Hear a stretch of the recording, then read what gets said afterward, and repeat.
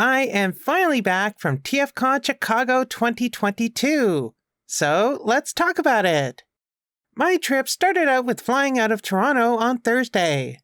I met with some of the other staff, and we had a light lunch in the Air Canada Lounge thanks to fellow staff member Matt sending us some free passes. Sadly, he wasn't able to join us because his wife was pregnant, but they've now welcomed their little baby boy into the world. The flight was pretty quick. I've heard negative things about the Chicago airport, namely them losing your luggage, but my time there was a breeze. The rest of the Thursday I spent getting settled in. It was pretty awesome how when I checked into the hotel, even though I handed the person my ID with my old name on it and everything, she still referred to me as Miss. So that made me really happy. Despite my legal status being what it is for the time being, I still pass as female well enough to be addressed as so. Although, I think the nails were a big tip-off. So, me and some of the other staff went to the nearby mall, got something to eat, did some staff-related stuff, and then we had dinner and went to bed. Friday was kind of more of the same, getting ready for the con. I checked out the customizing class. Our substitute teacher, Azim Vengsta, did a great job. Everyone seemed to have a good time and were happy with their custom figures. Our regular instructor, Duncan, also had to stay home because his wife was pregnant too. But no baby yet. Friday afternoon into evening, I was one of the people helping with dealer registration. There, I met some fans. I was surprised with how many fans I met at this TFcon. Easily twice as many as the last one. I was even given my first in-person piece of fan art. Yes, some of you, my lovely subscribers, have given me fan art in the past through Twitter and stuff like that. But this is the first time, and hopefully not the last, that I've been handed a physical piece of fan art. Thank you so much, Kira, and everyone else that I met in Chicago. I don't know if the rest of you want me to say your names on YouTube or not, but thank you for making this TFcon so amazing. I'll definitely be at future TFcons, so make sure to come by and say hi if you're planning to attend. I also had my little makeshift Ultra Primal table next to the guest registration booth. That's something I'll have to look into more at future TFcons. Maybe I'll have a fixed location where I periodically do loot drops. Or maybe I'll do a scavenger hunt type of thing, where at certain points in the con, I'll hide a bunch of freebies somewhere and tweet out the location. Let me know which you'd prefer. Although, it'll probably boil down to how busy I am at the time. By the way, I only learned after the fact that some fans wanted to talk to me during the convention, but they thought I was too busy. Trust me, I am rarely too busy for fans. As long as I'm not running a panel, helping with a guest, or otherwise engaged with someone else, I'm never too busy for my adorable fans. Speaking of fans, at the previous TFcon in Toronto, I had given a bunch of merch to Aaron Archer, the former head of the Transformers franchise at Hasbro. He in turn passed them along to his daughter, who apparently loved them. So I guess she's a fan too. That's pretty awesome. But moving on, Saturday was the big day of the con. It was huge, and I was right in the middle of it. In the eye of the storm, as Stan Bush would say, as I was one of the many staff helping out with Peter Cullen that day. He is such a sweetheart, that man. He's somehow both a teddy bear and a rock star at the same time. Always a pleasure to have him at TFcon. I hope one of these days we can have both him and Frank together at the same show. Wouldn't that be incredible? But yes, Peter was great to work with. The fans adored him. There were many tears, both on the fan side of the table and his.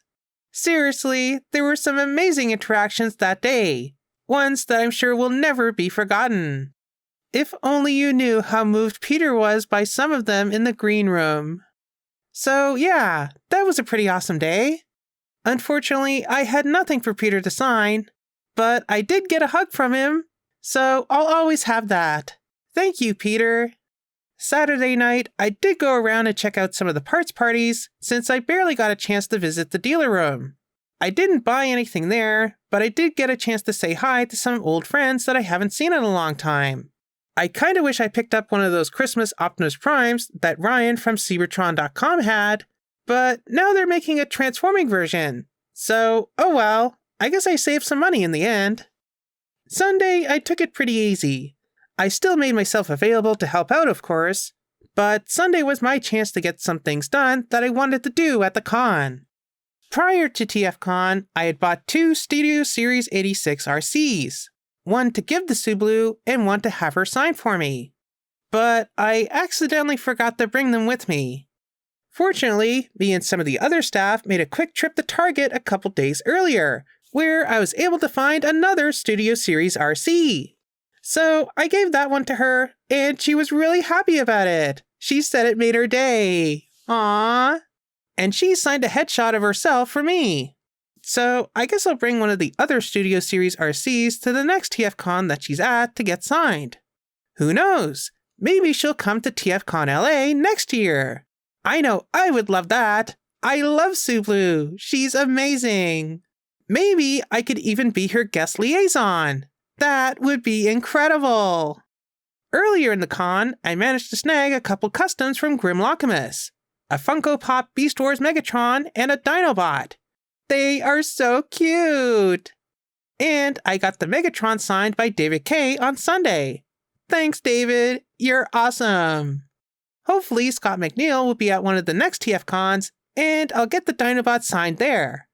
I also finally got some shopping done in the dealer room. I picked up a few things from the convention's main sponsor, the Chosen Prime. And they gave me a good deal too. Mainly because they liked my shirt. The TFcon shirt. Yes, for those who don't know, I've actually designed the TFcon shirts for the past few years. So if you bought a TFcon shirt, technically you've also bought an Ultra Primal shirt. I also picked up a bunch of stuff from the Artist's Alley, and a couple of things from other dealer tables. But most of it, if not all, are gifts for friends. So I'll leave those out so that they remain a surprise for when I eventually give them to them at a future TFcon. But speaking of the Artist's Alley, I also got a couple of commissions at the con. One was from Sid Van Blue. I love their art, especially their adorable Pokemon Beast Wars fusions. They're so cute! Super effective! Hopefully, the next TFcon they come to, they'll bring some of those to sell in some form. I would especially love a Crobat Nyx, because I love Nyx and I love Crobat, and it's the perfect fusion of them both. So I am very happy to get an Ultra Primal drawn by them. I also got a commission from the legend himself, Alex Milne. Alex Milne was the first person to ever draw my OC Ultra Primal back at TFcon 2009. All I gave him to work off of was Canadian Colors 6-Shot.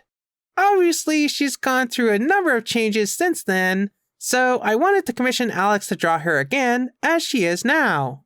And I am extremely happy with the result. I even had Alex's often collaborator, Josh Perez, color her. And I am just blown away by the end product. It's incredible. Quite the glow up, don't you think? Josh is so amazing, he even did some alternate colors of her. Which he totally didn't have to, but he is just that awesome. And he watches my videos, which is also super humbling to think of. So shout out to Josh, shout out to Alex, shout out to Sid Van Blue, Kira, and everyone else who helped make TFcon Chicago so memorable. This TFcon was a lot of fun. Again, I think my favorite thing at the show was meeting so many fans. The free merch I brought went over really well. Even other people who didn't know who I was grabbed some stuff. I remember there was an adorable little girl who saw my stuff and was like, "I don't know who this is, but it's so cute." Aww. So I guess maybe at future TFcons, I should try to have at least some merch that has my name on it. That's probably a good idea. Speaking of which, what type of merch would you like to see at future TFcons? Do you prefer regular stickers, holographic stickers, pins, keychains, charms, magnets? Also, which type of designs do you like better? The Chibi Ultras and Heart Ultras seem to be very popular. So, should I do more of them? More cute designs? More original art? And what about other artists? Would you be interested in some prints or postcards from big name artists like Josh Perez, Alex Milne, or others? I've also had numerous friends tell me that I should be charging for merch. Which, I don't know. That's part of the reason that I've been hesitant about launching my YouTube memberships and Patreon. It doesn't feel right to charge people for enjoying my content. Don't get me wrong, the money would definitely be helpful, but maybe I'm just being a little too humble. So yeah, that was my time at TFcon Chicago. Great show. I loved meeting fans, loved hanging out with Peter Cullen, loved seeing Sue Blue and the other special guests. It was another awesome TFcon. I cannot wait for the 3 TFcons next year. TFcon LA in March, TFcon Toronto in July, and finally, TFcon Orlando in October. Oh, Primus, it's going to be an expensive year. I definitely want to check out all the Orlando parks in October. And if the new Super Nintendo World is open by the time TFcon LA rolls around, I'll probably go there too. And of course, I hope I can see some of you at one of those TFcons next year too. By the way, as someone who is staff and has been to many TFcons before, I feel like I'm a bit of an expert on it. Are there any questions you have about TFcon, specifically relating to planning a trip to one? I'm thinking of doing a video about how to best plan a trip to TFcon. What do you need to know before going, what to do, and what not to do? So if you're thinking of going to one, or wish you could go to one, drop your questions down in the comments, and maybe I'll pick some to answer in a future video. Alright, so now we come to the obligatory haul portion of the video. So let's go through what I got. First, let's start off with the custom Beast Wars Megatron that I got from Grim Locamus. I did get the... Can you see? No, you cannot see. But I got the base signed by David Kaye. So there's him. He's very cute. And I also got the Dinobot. Hopefully get him signed by Scott McNeil at some point. Next up, I put those on the floor. What can I show? Let's do more Dinobots. So at Target, I didn't get this actually at the convention, and it's hard to tell. Can you see? Yes, you can see. Okay, there we go. Now we're focused. Hopefully my chair's not making too many creaks. This is a Target exclusive, Toy Colors Dinobot. We have not gotten him in Canada yet, so I made sure to pick up him. You may see that the box is pretty damaged and stuff. It was like that when I bought it because this one had the best face, and I knew he was probably going to get messed up in the suitcase anyway, so glad to have him. Should open him very soon. Next up, what can I show? What can I show? Okay, I can't show that. Can't show that. These are for friends. Oh, let's save that for later. Okay, let's do this one.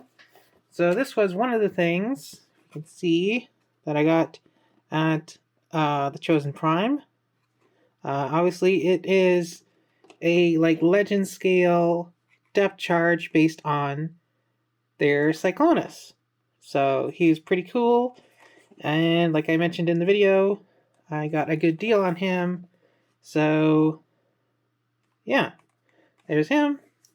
And the other thing I got from the Chosen Prime was Masterpiece Nightbird Shadow. So, yeah, she's pretty cool. Still yet to open these two, so can't wait for that. We'll probably do that after the video. But there we go. That is what I got from the Chosen Prime. And they gave me a good deal. So, check them out and tell them Ultra Primal sent you, maybe, if they have some kind of thing for that.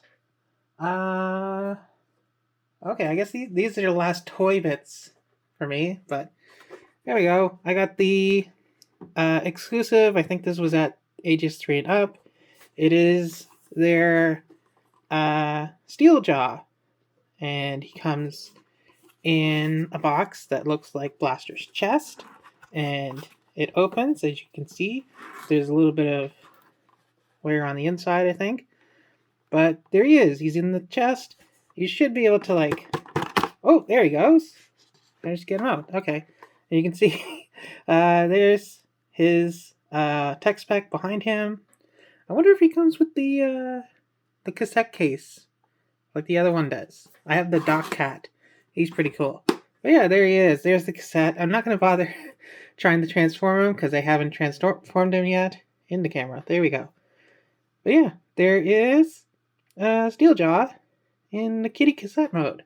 And now I gotta put this over here because I don't want to get him messed up on the floor. Oh yes, the last one. Oh my god, how am I gonna show this? Oh my god, it's so big. That is what she said. So I also got, oh my god, it's hitting my light. Can't even see.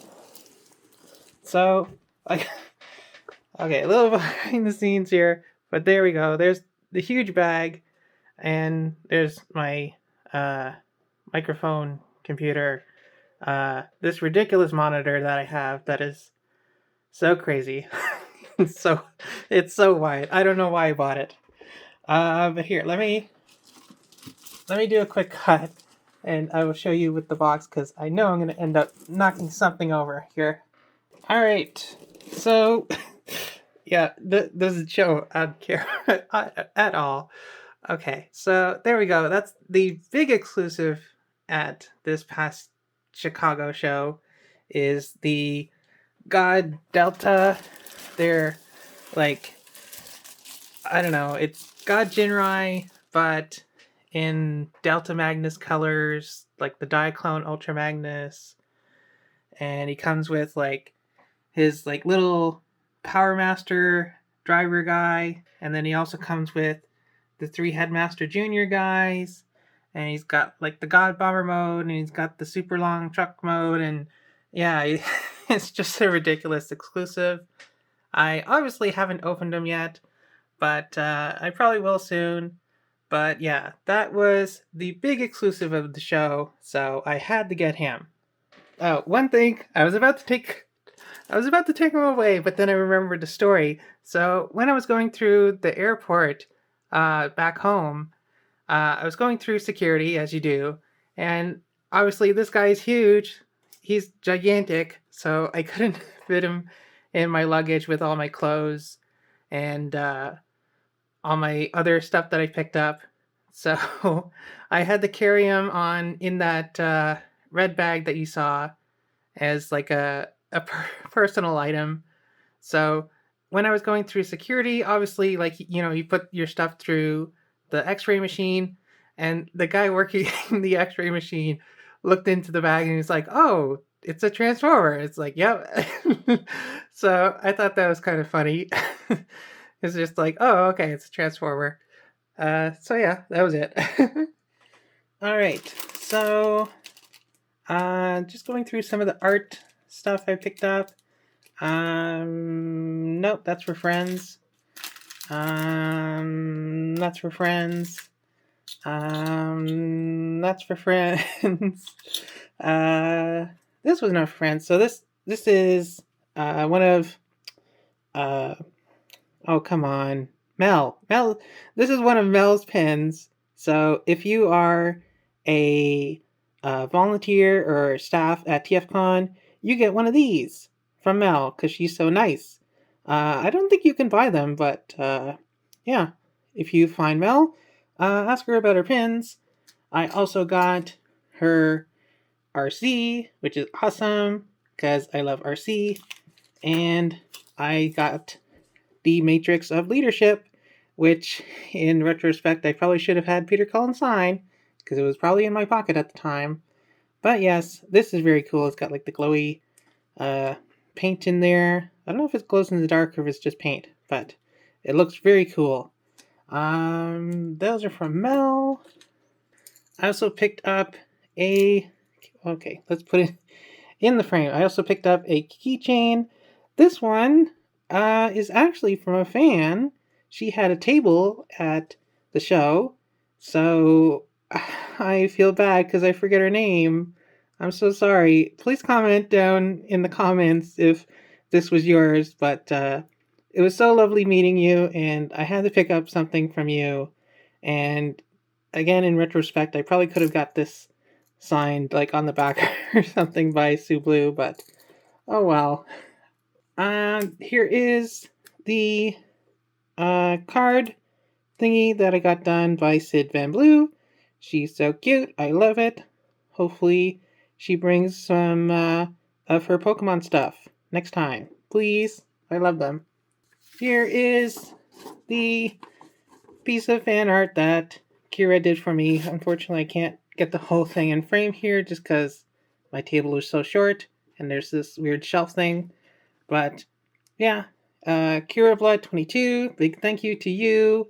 Yeah, so cute. I love it. I need to do here. Let me do this. Now I can get it in frame.